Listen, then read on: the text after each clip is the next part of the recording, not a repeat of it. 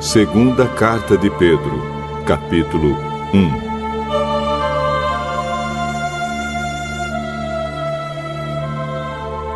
Eu, Simão Pedro, servo e apóstolo de Jesus Cristo, escrevo esta carta a vocês que, por causa da bondade do nosso Deus e Salvador Jesus Cristo, receberam uma fé tão preciosa como a nossa. Que a graça e a paz estejam com vocês e aumentem cada vez mais, por meio do conhecimento que vocês têm de Deus e de Jesus, o nosso Senhor.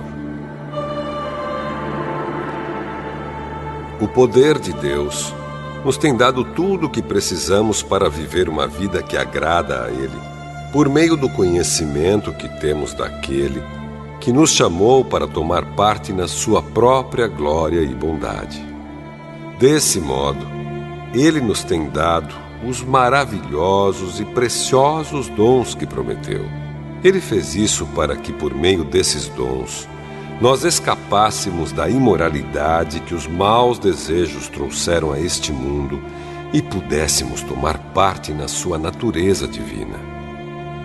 Por isso mesmo, façam todo o possível para juntar a bondade e a fé que vocês têm. À bondade, juntem o conhecimento, e ao conhecimento, o domínio próprio. Ao domínio próprio, juntem a perseverança, e à perseverança, a devoção a Deus. A essa devoção, juntem a amizade cristã, e à amizade cristã, juntem o amor. Pois são essas as qualidades que vocês precisam ter. Se vocês as tiverem e fizerem com que elas aumentem, serão cada vez mais ativos e produzirão muita coisa boa, como resultado do conhecimento que vocês têm do nosso Senhor Jesus Cristo. Mas quem não tem essas coisas é como um cego ou como alguém que enxerga pouco e que esqueceu que foi purificado dos seus pecados passados. Portanto, meus irmãos, procurem ficar cada vez mais firmes na certeza de que Deus os chamou e escolheu. Se vocês fizerem isso, jamais abandonarão a fé, e assim receberão todo o direito de entrar no reino eterno do nosso Senhor e Salvador Jesus Cristo. Por isso, farei sempre com que vocês lembrem dessas coisas, embora já as conheçam e estejam firmes na verdade que receberam.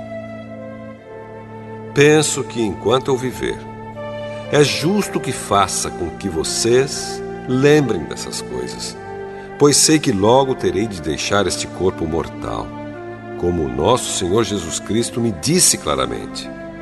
Portanto, farei tudo o que puder para que depois da minha morte, vocês lembrem sempre dessas coisas.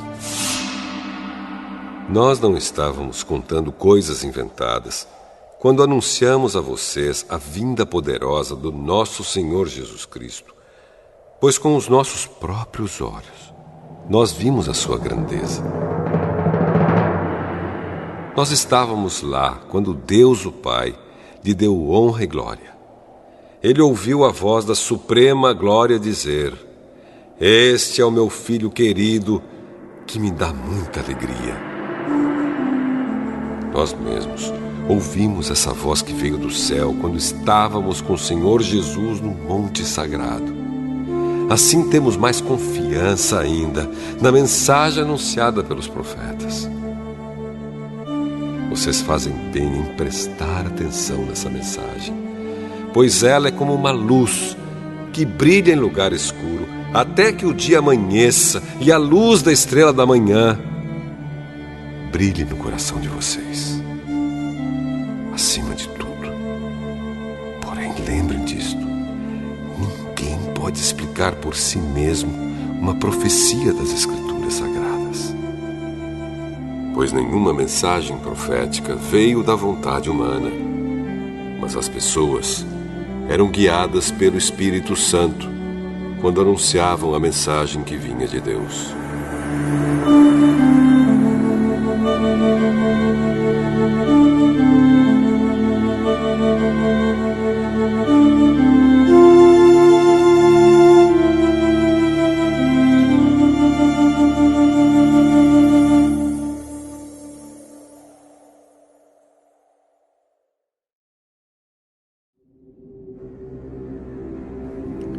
Segunda Carta de Pedro, capítulo 2. No passado, apareceram falsos profetas no meio do povo. E assim também vão aparecer falsos mestres entre vocês. Eles ensinarão doutrinas destruidoras e falsas e rejeitarão o mestre que os salvou. E isso fará com que caia sobre eles uma rápida destruição. Mesmo assim, muita gente vai imitar a vida imoral deles. E por causa desses falsos mestres, muitas pessoas vão falar mal do caminho da verdade. Em sua ambição pelo dinheiro, esses falsos mestres vão explorar vocês, contando histórias inventadas. Mas faz muito tempo que o juiz está alerta e o destruidor deles está bem acordado. Pois Deus não deixou escapar os anjos que pecaram, mas os jogou no inferno e os deixou presos com correntes na escuridão, esperando o dia do julgamento. Deus não deixou escapar o mundo antigo, mas trouxe o dilúvio sobre o mundo dos que não queriam saber de Deus. A única pessoa que ele salvou foi Noé, que anunciou que todos deviam obedecer a Deus. E Deus também salvou mais outras 7 pessoas. Deus condenou as cidades de Sodoma e Gomorra, destruindo-as com fogo, como exemplo do que vai acontecer com os que não querem saber dele. Ele salvou Ló, um homem bom, que estava aflito porque conhecia a vida daquela gente imoral. Todos os dias esse homem bom, que vivia entre eles, ficava muito agoniado ao ver e ouvir as coisas más que aquela gente fazia. Tudo isso nos mostra que o Senhor sabe como livrar das aflições as pessoas dedicadas a Ele. E também sabe como guardar os maus debaixo de castigo para o dia do julgamento. Ele castigará especialmente os que seguem os seus próprios desejos imorais e desprezam a autoridade dele. Esses falsos mestres são atrevidos e orgulhosos. Eles não têm nenhum respeito pelos gloriosos seres celestiais e os insultam. Ora, até mesmo os anjos, sendo muito mais fortes e poderosos do que esses falsos mestres, não os acusam com insultos na presença do Senhor. Mas esses homens agem por instinto, como os animais selvagens que nascem para serem caçados e mortos. Eles xingam aquilo que não entendem. Por tudo isso, eles serão destruídos como animais selvagens e pagarão com sofrimento o sofrimento que causaram aos outros. Eles têm prazer em satisfazer em pleno dia os seus desejos imorais. Quando se reúnem com vocês, são uma vergonha e um escândalo, divertindo-se o tempo todo com os seus modos enganosos. Não podem ver uma mulher sem a desejarem, e o seu apetite pelo pecado nunca fica satisfeito. Enganam as pessoas fracas e só pensam em ganhar dinheiro. Eles estão debaixo da maldição de Deus. Andam perdidos porque se desviaram do caminho certo. Seguem o caminho de Balaão, filho de Beor, que cobiçou o dinheiro que ia receber fazendo mal e foi repreendido por causa do seu pecado. Pois uma jumenta falou com voz humana e acabou com as loucuras do profeta. Esses falsos mestres são como poços sem água e como nuvens levadas pelo vento. Deus reservou para eles um lugar na mais profunda escuridão. Eles dizem coisas orgulhosas e loucas, e com os seus desejos impuros e imorais, enganam as pessoas que estão quase escapando daqueles que vivem no erro. Prometem liberdade a essas pessoas, mas eles mesmos são escravos de hábitos imorais, pois cada pessoa é escrava daquilo que a domina.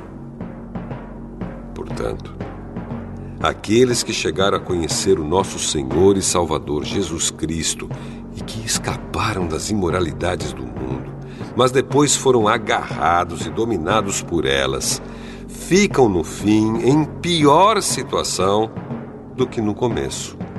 Pois teria sido muito melhor que eles nunca tivessem conhecido o caminho certo do que depois de o conhecerem, voltarem atrás e se afastarem do mandamento sagrado que receberam. O que aconteceu a essas pessoas prova que são verdadeiros estes ditados.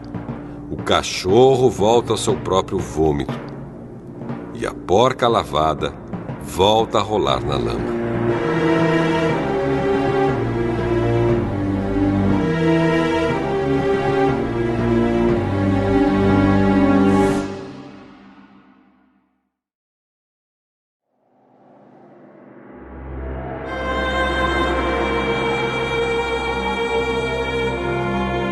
Segunda Carta de Pedro, capítulo 3. Meus queridos amigos, esta é a segunda carta que estou escrevendo a vocês. Nessas duas cartas, procuro despertar pensamentos puros na mente de vocês, fazendo com que lembrem dessas coisas. Quero que lembrem das palavras ditas há muito tempo pelos santos profetas e do mandamento do nosso Senhor e Salvador, que foi dado a vocês por meio dos apóstolos que anunciaram o Evangelho a vocês. Primeiro, vocês precisam saber que nos últimos dias vão aparecer homens dominados pelas suas próprias paixões. Eles vão zombar de vocês, dizendo: "Ele prometeu vir, não foi? Onde está ele? Os nossos pais morreram e tudo continua do mesmo jeito que era, desde a criação do mundo." Esses zombadores esquecem, de propósito, que há muito tempo Deus deu uma ordem e os céus e a terra foram criados. Esquecem que a terra foi formada da água e no meio da água, e também que pela água do dilúvio o mundo antigo foi destruído. Mas os céus e a terra, que agora existem, estão sendo guardados pela mesma ordem de Deus, a fim de serem destruídos pelo fogo. Estão sendo guardados para o dia do julgamento e da destruição dos que não querem saber de Deus. Meus queridos amigos, não esqueçam isto. Para o Senhor, um dia é como 1000 anos, e 1000 anos como um dia. O Senhor não demora a fazer o que prometeu, como alguns pensam. Pelo contrário, Ele tem paciência com vocês, porque não quer que ninguém seja destruído, mas deseja que todos se arrependam dos seus pecados. Porém, o dia do Senhor chegará como um ladrão. Naquele dia, os céus vão desaparecer com um barulho espantoso e tudo o que há no universo será queimado. A terra e tudo o que existe nela vão sumir. Sabendo que tudo isso vai ser destruído assim, então que tipo de gente vocês precisam ser? A vida de vocês deve ser agradável a Deus e dedicada a Ele. Esperem a vinda do dia de Deus e façam o possível para que venha logo. Naquele dia, os céus serão destruídos com fogo.